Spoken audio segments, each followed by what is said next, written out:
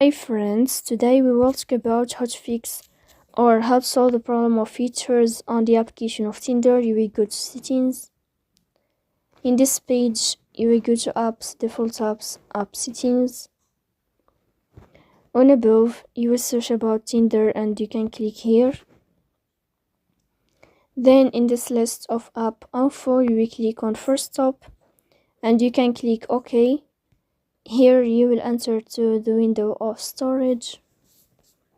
Then we can click on clear cache, but pay attention, don't click clear data because that can delete your account. In the end, you will go to Play Store, you will search about the application of Tinder, and here if you find updating this blue sign, then you can update your app. So please don't forget to support us by like and subscribe. See you next time in another video, and thank you for your watching and your attention.